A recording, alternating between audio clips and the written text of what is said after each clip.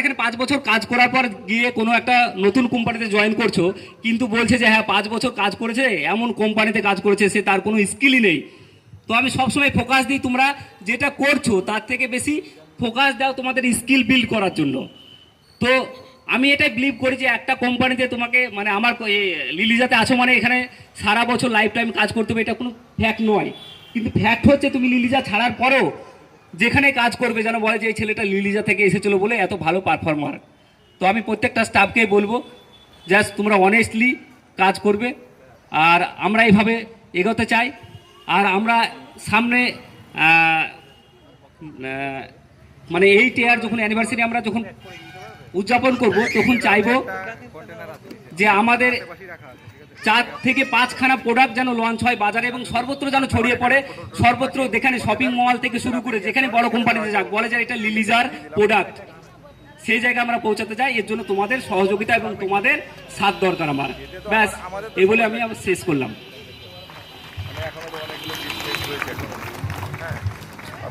খুব স্পেশাল,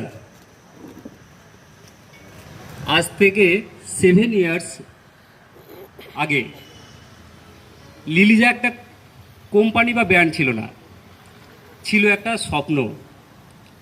আর সেই স্বপ্নটা তৈরি হয়েছিল কিছু ছোট্ট ছোট আশা, কিছু অস্থায়ী ভাবনা চিন্তা, কিছু পাগলের মতো কল্পনা, এবং তার সঙ্গে ছিল একটা মনের জোশ যে হ্যাঁ একদিন যে লিলিজা একটা কোম্পানি বা ব্র্যান্ড হিসাবে সারা ওয়ার্ল্ডে প্রকাশ পাবে।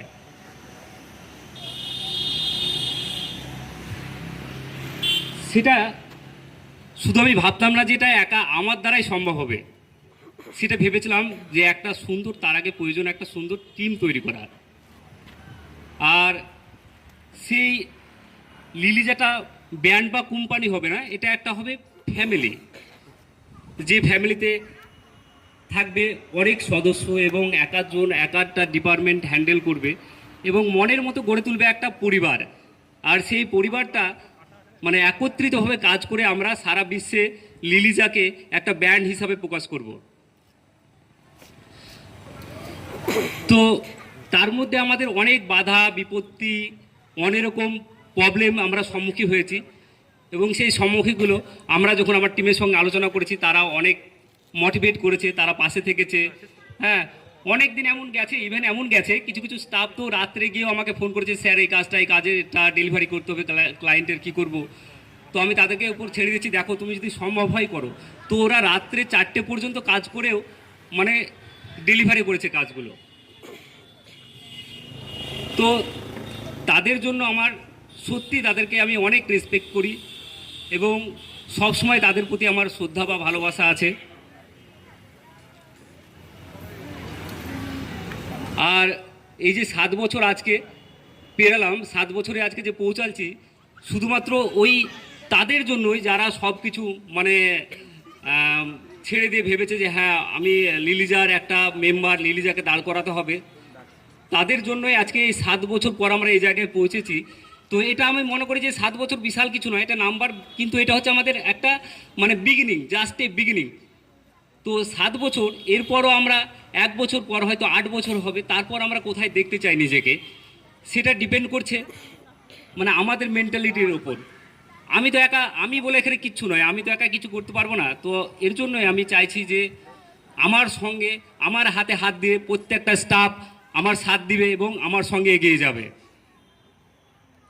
শুধু স্টাফ নয়, অনেক ক্লায়েন্ট, আমরা তো ইন্ডিয়াতে মাত্র সীমিত কয়েকটা হাতে গোনা ক্লায়েন্টের সঙ্গে কাজ করি। আমরা সারা ওয়ার্ল্ডে USA, UK, ইংল্যান্ড, ইউক্রেন, তো কানাডা, এসব কান্ট্রিতে কাজ করি। তো কিছু ক্লায়েন্ট আছে তারাও এরকম বলে যে সাবিকু তুমি কাজ করো, তোমার পাশে আছি আমরা।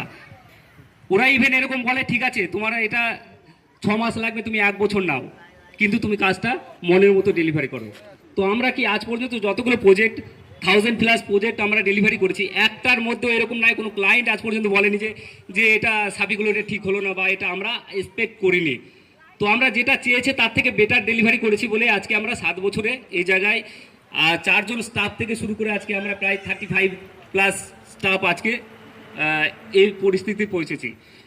শুধু আমরা ক্লায়েন্টের প্রজেক্টই নয়, আমাদের ফিউচার প্ল্যান যে আমাদের নিজস্ব প্রোডাক্ট থাকবে। ইভেন আমরা সেসব প্রোডাক্টে কাজ করছি। আমরা হয়তো খুব রিসেন্টলি একটা প্রোডাক্ট লঞ্চ করতে যাচ্ছি, যেটা হচ্ছে সারা ইন্ডিয়াতে হচ্ছে সবচাইতে ফাস্ট বিলিং সফটওয়্যার হবে।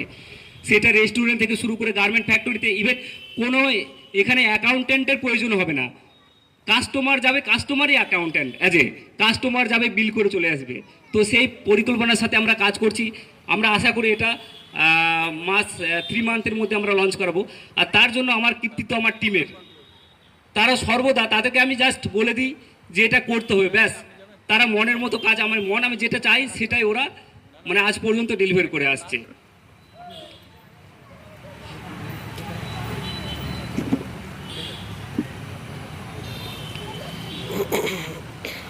আমি দেখেছি অনেক স্টাফ আছে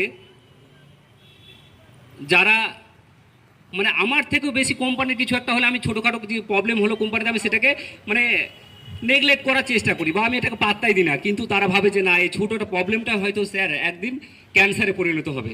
তো আমার মানে ভাবনা চিন্তার আগে তারা সেই সলিউশনটা করে ফেলে বা সেই ক্যান্সারটাকে কেটে ফেলে দেয়। তো সত্যি তাদের জন্য আমার খুব ভালো লাগে।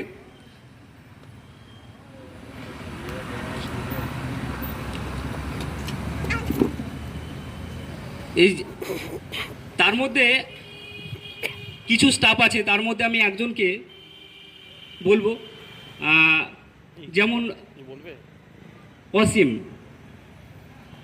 সে, আমি আজ পর্যন্ত তাকে মানে গাইড করার আমার কিছু প্রয়োজনই হয় না, যে আমি জাস্ট বলি যে অসীম এই কাজটা করতে হবে, ব্যাস একবার বলে দিলাম যে স্যার ঠিক আছে হয়ে যাবে। ওর কাছ থেকে আমি আজ পর্যন্ত কোনো না না শব্দটা শুনিনি।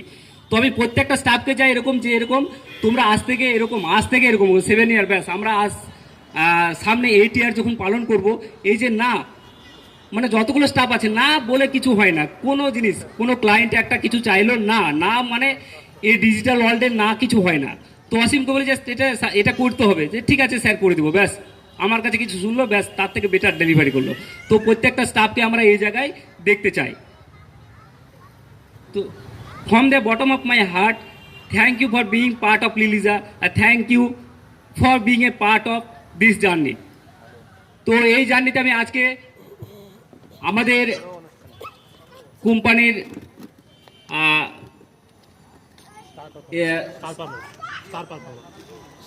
স্টার পারফর্মার হিসেবে আমরা অসীমকে আমরা